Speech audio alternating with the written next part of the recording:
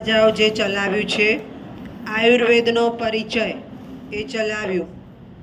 Next ત્રિદોષનો ખ્યાલ. ત્રિદોષનો ખ્યાલ. ત્રિદોષનો ખ્યાલ. નેક્સ્ટ ત્રિદોષને સંતુલિત કરવાનું મહત્વ.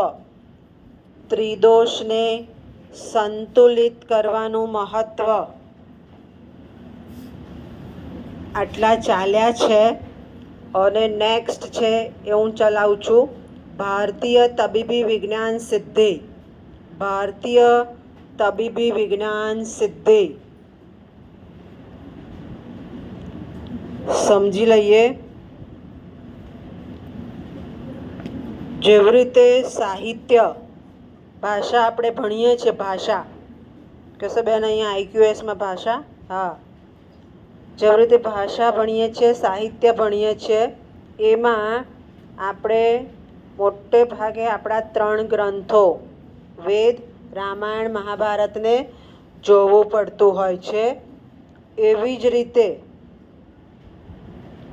જે તબીબી વિજ્ઞાન છે, તબીબી વિજ્ઞાન, એમાં પણ તમારે સંસ્કૃતનો ગ્રંથ છે ચરક સંહિતા અને શ્રુશ્રુત સંહિતા.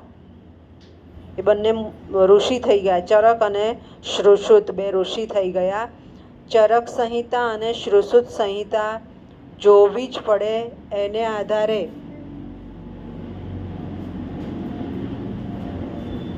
તબીબી વિજ્ઞાન વિકસ્યું છે. કેમ? તો ચરક સંહિતા અને શ્રુશ્રુત સંહિતામાં તબીબી શાસ્ત્ર સમજાવ્યું છે. સામાન્ય રીતે આપણે જોઈએ તો એમાં શસ્ત્રક્રિયા વાઢકાપ નથી બતાવ્યા. ધારો કે આપણને કંઈક વાગ્યું, એકદમ જ અચાનક કંઈક વાગ્યું અને શરીરમાંથી બ્લડ નીકળવા માંડ્યું, તો આપણે શું કરીએ છીએ?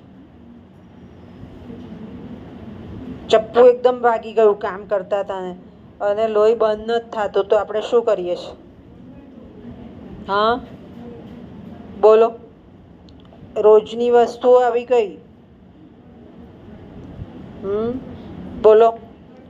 હળદર લગાવીએ છીએ.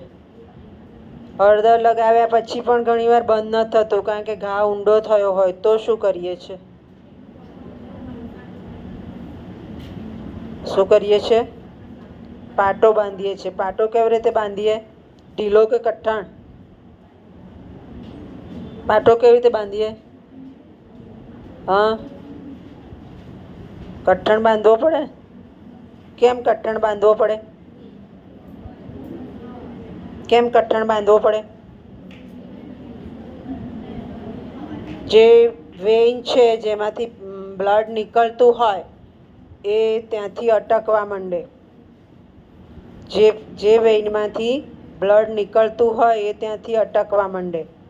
બીજું, આપણા શરીરમાં કુદરત બહુ જ પરમ કૃપાળુ પરમાત્મા છે.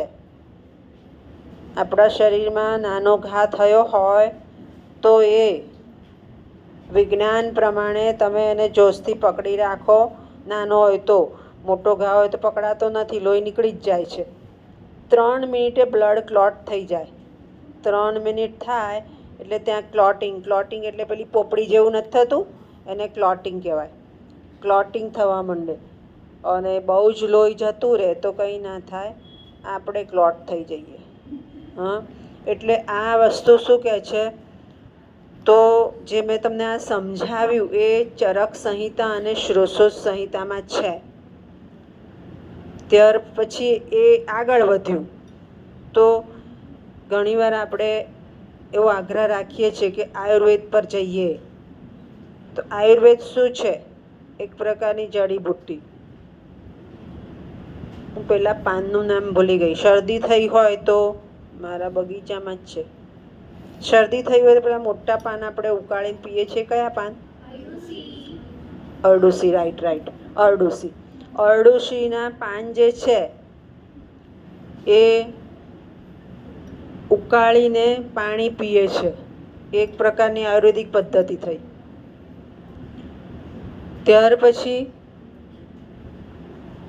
હમણાં જ આપણે સમજ્યા સર્જિકલ બાબતો, તો કઈ રીતે લોહી વહેવું બંધ થવું, કઈ રીતે કંઈક વાગ્યું છે તો એમાંથી ઊભા થવું, એ વસ્તુ પણ સર્જિકલ બાબતો પણ જોવા મળે.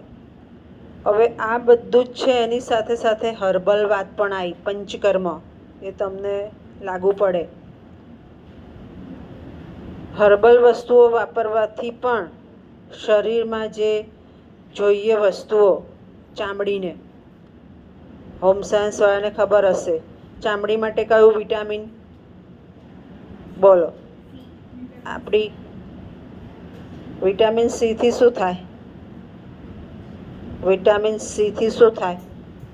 આપણે બધા કોન્શિયસ છે આપણી ચામડી માટે, આપણા લુક માટે કોન્શિયસ નથી? છીએ. વિટામિન સીથી શું થાય? આ પંચકર્મ કહેવાય, હર્બલ કહેવાય. બોલો. હા બેટા, બરાબર બોલે છે. શું કીધું? હા, સી વિટામિન કે એ કહે છે વસ્તુ કે શરીરમાં જે કંઈ વિકાર થયો હોય તો જાય. બીજું પણ એક વિટામિન છે જે તમારી ચામડી ગ્લોવિંગ કહેવાય ને, ગ્લોવિંગનું મને ગુજરાતી નથી આવડતું, ગ્લોવિંગ, ચમકતી, તેજસ્વી, ગ્લોવિંગ રાખે, એ વિટામિન કયું? હવે શેમાંથી મળે એ મને નથી ખ્યાલ. વિટામિન કે, વિટામિન કે, કે શેમાંથી મળે ખબર છે? જોવું પડે હા આપણે. વિટામિન કે. એટલે આ જે વસ્તુઓ થઈ એ પણ પંચકર્મની વાત છે, અને એ પંચકર્મ પણ ક્યાં કહ્યું છે? આપણા આયુર્વેદ શાસ્ત્રમાં. હવે આ બધું આપણે જાણીએ છીએ પણ આપણને અસર નથી કરતી, તો શારીરિક અને માનસિક સ્વાસ્થ્ય જળવાયેલું હોવું જરૂરી છે. શારીરિક સ્વાસ્થ્ય કઈ રીતે જળવાય? યોગ કરો, ધ્યાન કરો, જુદી જુદી થેરાપી લો, તમારું જે ખાઓ છો પીઓ છો એને બેલેન્સમાં રાખો, તો તમારું શરીર અને મન બંને સ્વસ્થ રહે.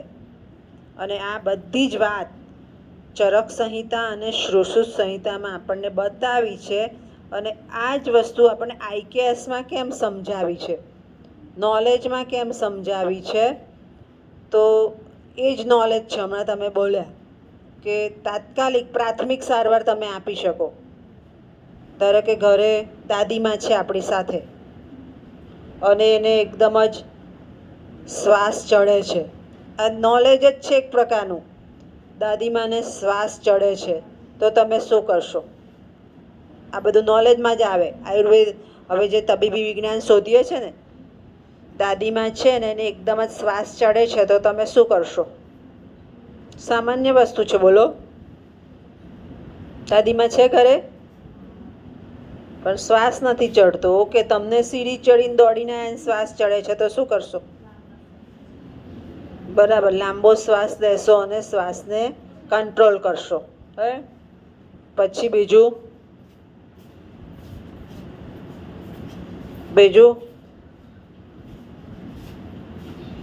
બોલો, બીજું શું કરશો?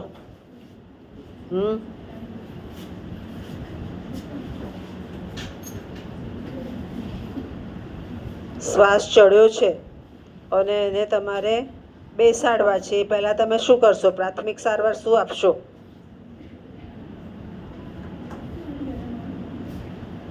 આપણે આગળ જ જોયું, વાત પિત્ત કફ, એની પ્રકૃતિમાં કોઈક એક છે, દરેકમાં વાત પિત્ત કફમાંથી કોઈક એક પ્રકૃતિ તમારી પાસે છે જ પ્રાધાન્ય ધરાવતી.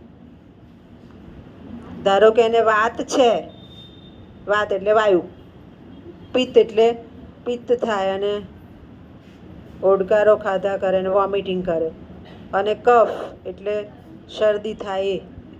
આ વાત પિત્ત કફમાંથી કોઈક એક વસ્તુનું દરેકના શરીરમાં પ્રાધાન્ય છે, એ તમને ખબર હોવી જોઈએ. આપણે જઈએ છીએ ત્યારે ડૉક્ટર આપણને પૂછે છે શું થયું, આપણી હિસ્ટ્રી જાણવાનો પ્રયત્ન કરે છે, આપણને શું છે એ જોશે, હે ને? તો એના આધારે પછી તમારે એને સમજવું પડે. જો કફ હોય તો શું આપી શકાય? એની પ્રકૃતિ કફવાળી છે તો શું આપી શકાય? કફનો શ્વાસ ચડ્યો છે તો શું કરશો? બોલો સાદી ભાષામાં. ઘરે છે આ બધું આપણા રસોડામાં, પણ આપણને ખબર નથી. કફ થયો છે ને એને લીધે એને શ્વાસ ચડે છે તો શું આપશો? દૂધથી તો ઘણીવાર કફ પણ થાય. હા,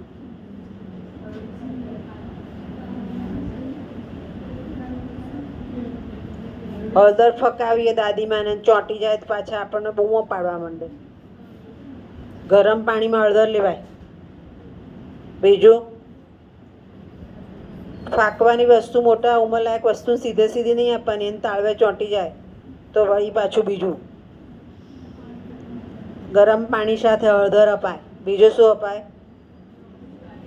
હા, કાળી મરી અપાય. બરોબર છે, મરિયા કહીએ છે ને. ત્યાર પછી એ વ્યક્તિને પિત્તનો શ્વાસ ચડ્યો છે તો શું અપાય? આ પ્રાથમિક સારવાર છે બધી. ડૉક્ટર પાસે જતા પહેલા પિત્ત અને એને શ્વાસ ચડ્યો છે તો શું કરશો? પિત્ત શેનાથી શાંત પડે? રસોઈ નથી કરતા કોઈ? લીંબુ ખરું, પણ લીંબુ તો ખાટું હોય એટલે એને વધારે પિત્ત થાય. જો આવી આડઅસરે જોતા જવાની. લીંબુ ખાટું હોય, એને પિત્ત થયું છે તો એને વધારે પિત્ત થશે. જીરું અપાય. અને વાતનું કંઈ થયું છે, શ્વાસ ચડ્યો છે તો વાત તો વાયુથી થયું છે તો અજમો. આ બધું રસોડામાં છે પણ આપણને ખ્યાલ નથી.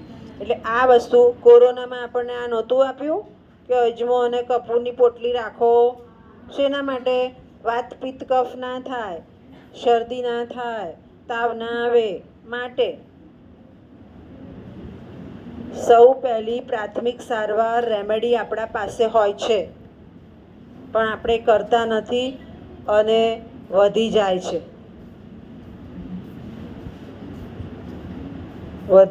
વસ્તુ. અને વધી જાય પછી જ એ વ્યક્તિમાં જોખમ ઊભું થાય, બાકી નોર્મલ સુધી જોખમ ઊભું થાય નહીં. હમણાં નવું પણ આવ્યું છે